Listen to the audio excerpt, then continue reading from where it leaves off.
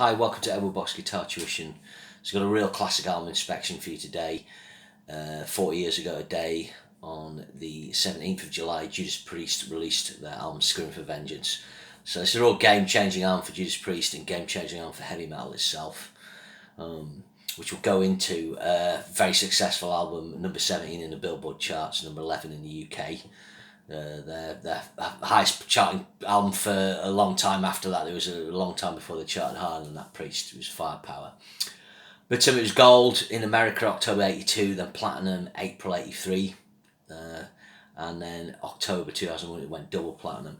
But I think this platinum status, April 83, is really important. This predates Quite Alright going over the top with Metal Health, and although hard rock albums have gone platinum, and Sabbath had platinum albums, I don't think Sabbath defined themselves as metal, in the sense that when they started there wasn't necessarily this thing, oh, that's heavy metal. So I think Priest are the first band in the States that defines themselves as heavy metal, are heavy metal, to go platinum. Maiden would eventually go platinum with A Number of the Beast in 86. It would take a while for that to go platinum, released the same year, and then Black Out by the Scorpions didn't go platinum until 84, although they're more hard rock. Not sure when Power Slave goes platinum, maybe that predates Number of the Beast. But I think this is key, they had a commercially successful album with something that's metal, and it doesn't compromise much. It's recorded at Beaver Sound Studios and BJ Studios in Miami.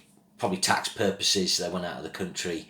Did a mixing and overdubs in Miami, overseen by KK and Glenn and Tom Allen. So, what's the album like? It's an album we all know well as Priest fans. It opens with a Hellion, 41 seconds. Such a game-changing track. Not only is the intro for the band, but that idea of putting a little instrumental at the start is so popular with metal bands now. So prior to this, bands like Sabbath put little instrumentals in the middle of albums, but to open with this majestic piece, it's just so good. Awesome layering of guitars, and the first thing you notice is the production. This album sounds really big, but it's really natural. I think it's one of the best sounding Priest albums. Firepower aside, this would be the one I would pick. It's got a really good drum sound, really big but natural, crunching guitars that have lots of bottom end and hair, great vocals, bass. The band and Tom Allen excelled themselves with the tones on this record. Next it goes into Electric Eye 339. It's not really a track we need to talk about much. It's brilliant. It's got brilliant sci-fi metal lyrics. It's an absolute classic. Got a fantastic solo by Glenn. Really well arranged. Great post-solo bit on this as well, with Halford overlaying the vocals. And he does some really clever vocal stuff on this album, Rob. And then next track, 3 minutes and 7 seconds, Riding on the Wind. So this opens with a great Dave Holland drum intro. I think Dave Holland gets knocked a bit. Obviously this stuff happened later on. We'll not go into that. But as a drummer, Priest wanted to move with the times and get a straighter groove down. They needed to sell records. They'd done their sort of series of what I call progressive metal albums, a progressive era, and then the transition, Killing Machine to British Steel. So fair enough, and Dave Holland, when he was allowed proper drums on the records, which he isn't on Defenders of the Faith onwards, because it's Drum Machine, I think, anyway, he did some really solid performance, nothing flash, but gets a good sound, a lot of power, and it suits the material. So Riding on the Wind, 3 minutes and 7 seconds, like I say, fantastic Halford screaming vocal performance, great sort of metal fantasy lyrics, and superb solo by KK and Glenn, where they both use the whammy bar as a kind of feature of the solo, because it's kind of like hot rocking in that way, the way hot rocking used the pinch harmonics as a kind of feature of the solo. With this, they use the whammy bar. It's weird that the KK side, his solos, they seem to have some weird effect on and I'm not sure what it is. I don't know if it's a flanger, especially on the second solo he does. But it works really well. If I'm honest, it never really came off live, their solos on this. KK, the whammies didn't quite cut through, and Glenn was always playing his SG at this point, and he used sort of manipulated string bends to mimic the whammy bar dives, but it wasn't the same. I never really understood why. They just didn't get the whammies out. Then you got Bloodstone, really cool arpeggiated intro by Glenn on this. Great lyric and vocal from Rob. Quite an interesting little KK break on this. Love the fade out on this, the way Rob gets really intense. And then you come to track 5, so this might be the track where people might disagree. It's written by Bob Halligan, it's Take These Change, it's the sort of commercial metal track on the album. The album that's designed to be a single, I think it was, but didn't do that great. But I really like this track, and it's 3 minutes and 7 as well. It's just a really good melodic track, and it offers a bit of variety because the opening lot's pretty intense. It's a real statement of intent, actually. The first 4 tracks on Scream for Vengeance, there's very few albums in history in the genre that have such powerful openers, So it's going to take a bit of a dip, but I do like this track. It's pretty refreshing. And then track 6, Pain and Pleasure, 4 minutes 17, a bit longer.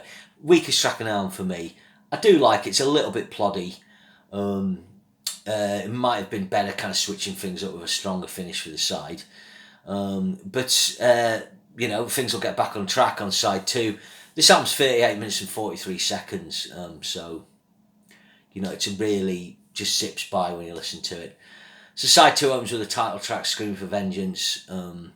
This is an intense track, full-on vocal by Halford. Great guitar solo trade-off and then into a harmony with a lovely kind of classical style progression underneath for the solo. Really good vocal effects with a scream on the chorus. And then it breaks into feedback in the end and goes to this awesome crescendo. I don't know how many layers they've got on that.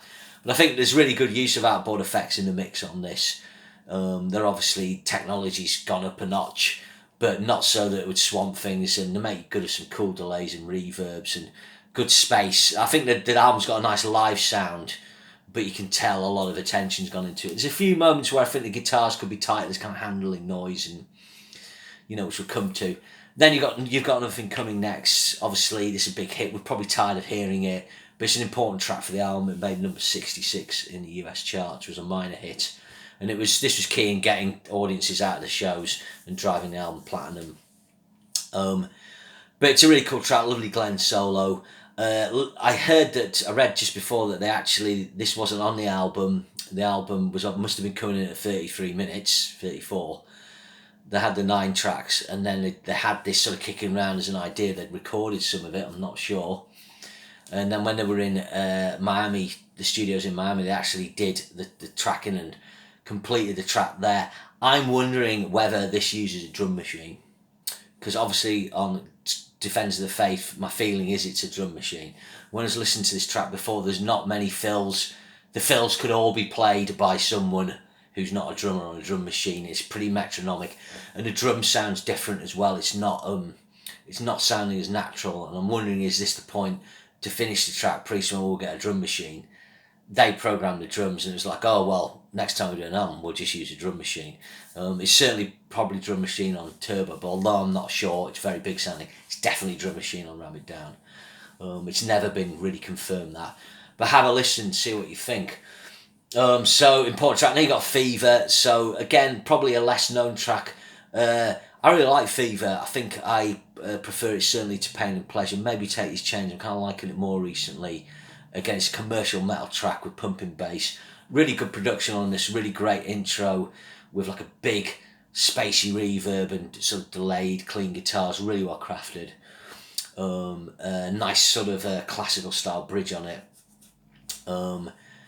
Fairly cliche lyrics on the chorus, I think, but a little harmony solo, and it breaks down into this cool, dynamic, soft middle post solo bit, and Halford layers some beautiful oohs and ahs and a sort of crescendo. Really well done. So it's 5 minutes 20. It's an album track, and then it finishes with Devil's Child, 4 minutes 48. So this is some Priest on DC mode. It's like the tracks of British Steel or Point of Entry.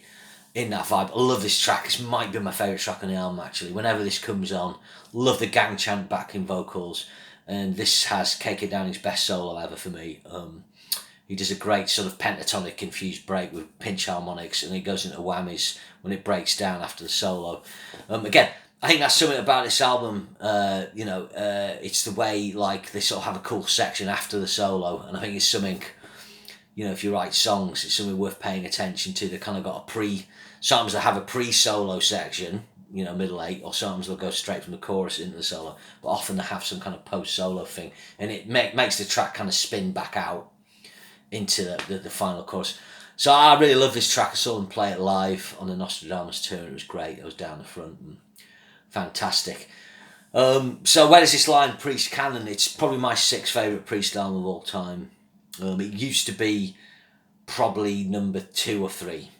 So Sad Wings was always number one, and it was either this or British Steel. In most recent times, last 10 years, I've gone more sort of prog priest. So the albums that were just behind that are now at the front. So Sad Wings, Stained Class is maybe one now. Killing Machine. Killing Machine's gone quite a few, 3 or 4 places up my notch on my albums. Then Sin After Sin, probably, because I love the proggy stuff. Then I would probably duke it out, this and British Steel. I think this opens incredibly. I think British Steel's kind of more consistent.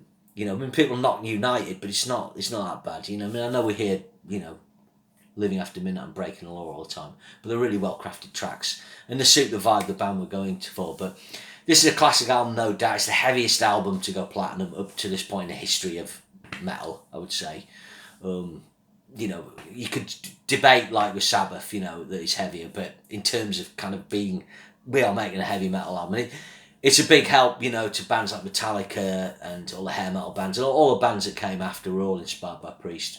So there we go. So that Scream for Vengeance is 40 years old. I'll just tell you one little tale of it, and I've probably told this on my Judas Priest, where I went through all the albums, which is on the channel. If you want to check it out, I'll probably put a link in the bottom of this clip. But I had an electric guitar, and then I needed an amplifier. It was a few months after getting an electric, and my mum had rung up the music shop near where I lived. And she said, I've got an amplifier and I'll get it for you. And I said, are you going to Lancaster? She's near where I lived. And I said, well, can you get me the new Judas Priest album? And my mum's she's very middle class, very well spoken, so I imagine her going in the record shop. Do you have Judas Priest, Screaming for Vengeance? So she came home with that and the amp, and I was getting into guitar. I didn't really know what to play, but it's like, do I plug into the amp or do I put on Screaming for Vengeance? And I picked put on Screaming for Vengeance. It was amazing. I remember going to primary school probably the next day and saying, I've got the new Judas Priest album. I remember talking to someone and saying it was awesome, and it probably just went over the head. They'd probably had their AC/DC phase at primary and it had gone into other things. But what was interesting, the week it came out, that was the last week I was at primary school. Over here in the UK, the last week of primary school before the summer holidays is probably the week, if this come out 17th of July, probably by the 20th, 21st, 22nd July, you break up for the summer holidays. But the next time I went back to school would be a secondary school, so that's weird, that weird moment in my life, my last week of little school, primary school, and Screaming for Vengeance came out. So, good summer soundtrack. Okay, cheers, thanks for checking that out, and see you soon. Thank you.